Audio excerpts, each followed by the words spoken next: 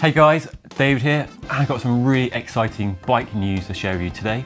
So I've got brand new bikes from Bianchi, a super lightweight bike from Storck, an aero bike from Cinelli, and Canyon has been sold, sort of.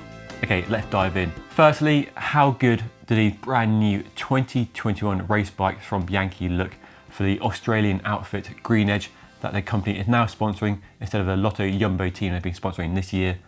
For me personally, stripes and fades work really well, so this bike is off the snazzy scale. Look really nice. What do you think? Let me know down below. What I really like is that it pays respect to their heritage and history with the Celeste colour they're known for, but also looks forward with a very modern and sharp design. So I think these bikes would be the bikes to be envious of in a pro peloton next year. And I really hope they make these paint jobs available to the public to buy and not just a pro only. That'd be a real shame. I would happily ride this bike. So a new paint job has been applied to the current Ultra XR4 Aero race bike, which is surely long overdue for an update. And the recently updated Specialissima, which has been updated with disc brakes and an aero makeover. Link above if you want to see my video on that bike. So those aren't really new bikes, but new paint jobs. But brand new from Bianchi is this, their very first full carbon fibre aerodynamic gravel race bike. It's called the Arcade X, and it's the company's first foray into the high-end carbon fibre gravel bike market.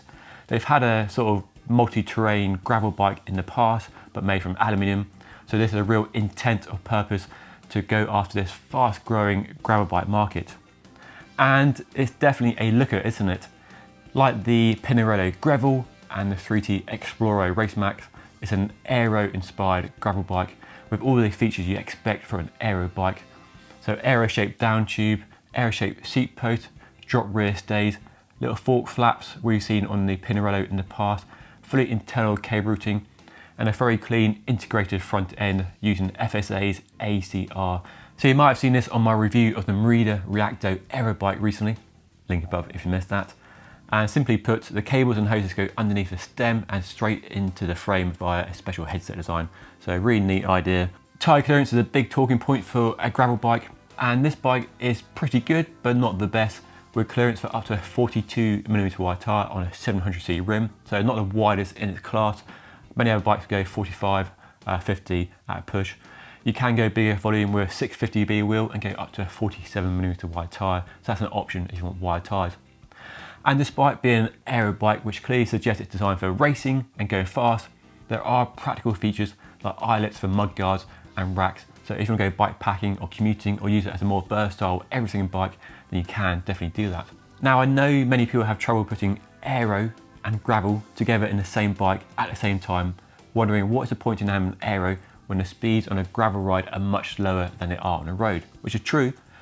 But aero matters above about 15 miles per hour. You can hit those speeds on a gravel bike very easily. So it does matter, it does make a difference. And on bikes I've ridden, like the 3T Exploro and the Cervelo Espero, those bikes are definitely very fast and benefit from the aero features. So this bike looks fast.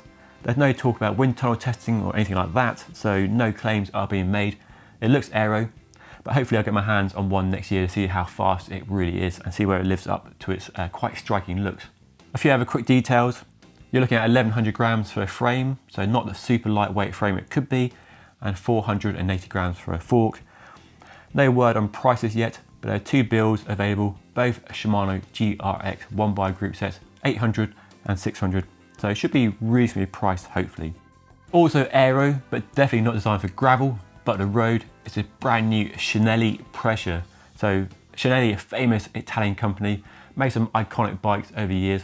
Haven't really done much for the last few years, but this new Pressure Aero road bike definitely puts them right back in the spotlight. And it's everything you expect from an aero race bike in 2020. So disc brakes only, all the usual aero features, so big deep down tube, rear wheel hugging seat tube, drop rear stays, fully internal cable routing at the front with an aero handlebar and stem. Looks like every other aero bike on the market really, doesn't it? But it's got a few unique details that make it a Cinelli, like a smiley face on the back of the fork and quite a bold paint job as well. So if you're bored of black aero bikes and you want an aero bike with a bit of style and a bit of colour, this definitely ticks that box. Prices are £3,800 for an Ultegra spec bike here in the UK. and £2,400 for a frame set if you want to build it yourself. So it should be available next year.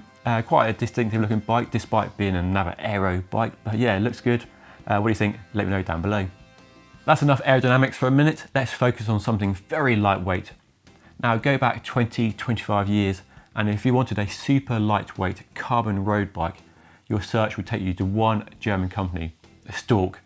This company has made their reputation on producing some of the lightest bikes we've ever seen. And to mark their 25th anniversary, they've launched a limited edition Anerio 0.2 super lightweight bike with a claimed weight of 5.9 kilograms. So a full carbon frame and fork using a SRAM Red ETAP Axis group set and DT Swiss 1100 wheels. Rim brakes as well, which is quite odd in this new world of disc brakes we all live in. So 5.9 kilograms is probably lighter than most of us are riding and pretty lightweight, but not super lightweight in 2020, it has to be said. So you might remember that Specialized S-Works Athos I rode a little while ago, link above if you missed it, and that weighs 5.9 kilograms with disc brakes. So I think that really shows how far disc brake technology has come, that Storck, with all its experience in producing lightweight bikes, has only managed to make a rim brake bike weigh 5.9 kilograms. Now sure, they could have made it lighter if they really wanted to, and that is reflected in the price, because it's not a crazy, I mean it's still expensive, but it's not a crazy through the roof price. It costs 9,000 euros, which compared to the S-Works Athos, is an absolute bargain, but rim brakes versus disc brakes, I'll let the argument commence in the comment section down below. Lastly, Canyon has been sold, sort of. So Canyon has sold a majority stake in its business to a Belgian investor. What does it mean for Canyon and for you, the customers buying Canyon bikes? Well, it values Canyon at a staggering 800 million euros, so a big pile of cash, based on sales in 2020 alone of 400 million euros. So that's a lot of bikes being sold. And get this, over the last 7 years, the company's had a 25% growth every single year. So that shows how fast this small company has grown to become a very big company in a very short space of time. Really proving that the direct sales business model it uses is successful, and I'm surprised that more brands aren't following Canyon's lead. So given their rapid rise in the last few years, it seems odd they need investment, but perhaps they're at the limits of how much they can grow without this big investment. And I guess they're looking at new potential areas they can grow, or just grow areas in the road, mountain bike and e-bike market. Loads of growth potential in the e-bike market particularly, transport, utility and so on. But maybe, just maybe, they're looking beyond the world of bikes into cars. Now we all saw that concept car earlier this year, so perhaps that's something they might take to market. Who knows? I mean, bicycle manufacturers in the past have moved into the car world, like Peugeot were a bike manufacturer before becoming a car manufacturer. So maybe they might be following Tesla and launching their first electric car. Who knows, crazier things have happened. But I'm probably getting carried away. So what would you like to see from Canyon with this new investment? Where would you like to see them spend their money? New areas to explore, new models, perhaps new sectors? Let me know down below. Anyway, just a quick roundup of new bikes and tech industry news I want to share with you. Let me know what you think down in the comment section below. Love to hear your thoughts as always. But that's all for now. Thank you so much for watching. I'll see you all again soon.